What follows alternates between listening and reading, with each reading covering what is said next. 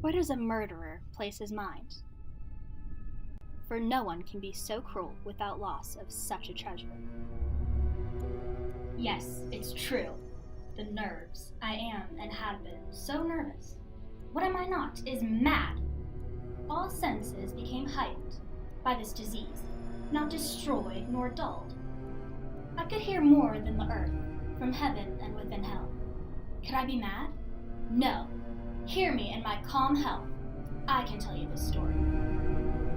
I cannot speak of where this idea originated, nor why it took root within me. But I'm certain that once I set thought on it, in that second, I would do nothing more until successful. No frustration, no passion. Without intention of greed. Yes, the old man loved kindly, and I knew of the good he contained. But the evil had revealed itself to me. It made my blood run cold, that pale blue eye, as if a vulture were waiting to peck at my being. With each glance towards me by that eye, my mind increased in certainty of bringing the reign of evil to an end. At no cost, the evil eye was to be closed for eternity. Are you not listening? If madness had been within, it would have consumed each bit of intelligence I have. My careful executions of even the smallest details do show my remained sanity, with which I am triumphant. This deed that I could not part from fulfilling gave me joy. Knowing the vulture's eye would come to meet its demise in my own hand. There was not a day that passed where I protruded kindness to the old man. And in the night, each midnight of a week, I took hold of the old man's door latch. You could not refrain from complimenting, had you seen my gentleness.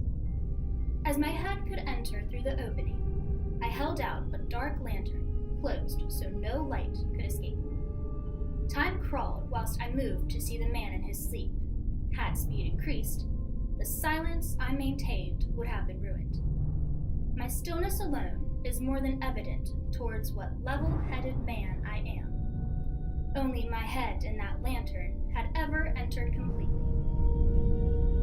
And as they united through the opening, I ever gently undid the hinges, so careful that I kept the lantern's creak at bay. With hair-like thickness, I'd have a single ray of light fall upon the eye. No. When it was just so, it admitted no evil. I could see the old man, his face. My pain was halted for some time upon the fall of the 8th night. Caution was evermore so aroused within my movements. Just so was the hand of a watch, as it jumped before mine with each tick. 7 nights afore, with no knowledge of my secret deeds, nor my thoughts, the old man in slumber would have dreamt of gold or love, not of death's visiting. Ha!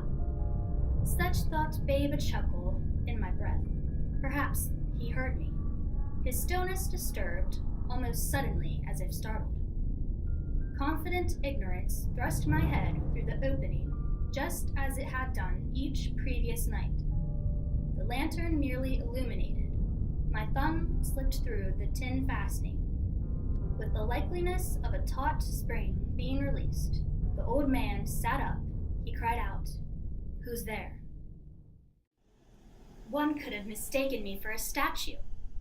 I kept quite still and said nothing, restrained for the hour, while entertained by the absence of what noise would come had been he returned horizontal.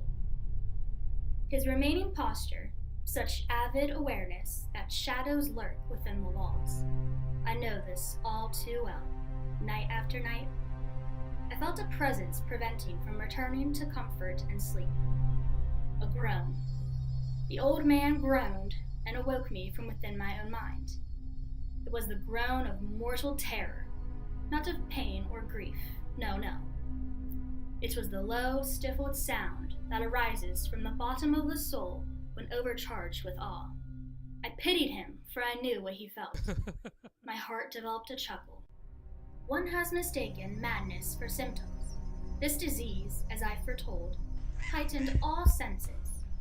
Sound could shake the entirety of one's body, there came to my low ears a low, dull, quick sound, a beating so familiar to my own ears before this night, the thumping of a heart, the old man's, I presumed.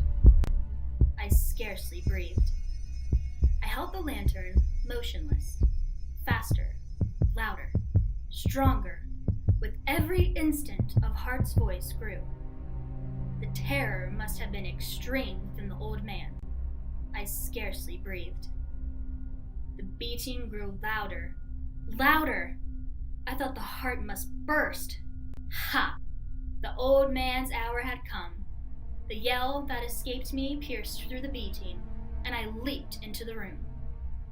Sharply the old man shrieked once. Body without mind, I dragged him to the floor and pulled the heavy bed over him. So far done, I smiled gaily at the deed. Under the bed, I knew the continued heart could not be heard through the walls, but it echoed for many minutes there. At length it ceased. The old man was dead. Could I be so mad a man if it was that high with care and thought that I took the wisest of precautions to conceal the lifeless body? With haste, I worked in silence. First of all, I dismembered the corpse, all deposited beneath 3 planks I took up from the chamber floor. The hour of completion was as dark as midnight, yet it had passed 4 hours by then. As the bell sounded the hour, there came a knocking at the street door. Merrily, with no attainable reason to fear, I went down to open it with a light heart. How suave were the 3 men that stood before me, that entered through me into the house. While admiring their authoritative demeanor, I caught the words for which one of these policemen spoke. A shriek had been heard by a neighbor during the night. With suspicion for foul play had been aroused, the search of the premises is to be affirmed. My grin could not be held, accommodating to the officers, for what did I have to fear? I bade the gentleman welcome. I fabricated that the shriek heard had been mine. In the enthusiasm of my confidence, I brought chairs into the room, and desired them here to rest for their fatigues, while I, in the wild audacity of my perfect triumph, placed my own seat upon the very spot beneath which reposed the corpse of the victim. Finding satisfaction with my convincing manner, the men chatted of familiar things, as though we were 4 friends coming together after much time apart. Ignorance of time, however, caught my focus, and I felt myself getting pale and wished them gone. My head ached, and I fancied a ringing in my ears. But still they sat, and still they chatted. The ringing became more distinct. It continued, increasing with each moment I spent hearing it. To drown out the sound, I spoke more freely, but to my dismay, it continued and gained definiteness, until I found that the noise was not within my ears. No doubt that here I grew very pale, and what could I do? It was a low, dull, quick sound. I gasped for breath, and yet these men did not hear it. Pacing the floor with heavy stride, these men of honor, they heard, they suspected, they knew. I could bear these hypocritical smiles no longer. I felt that I must scream or die, and now by unimaginable source the sound grew past its previous height. "Villains!" I shrieked. "Dissemble no more. I admit the deed. Tear up the planks here. Here beneath my feet is the sound for the beating of his hideous heart."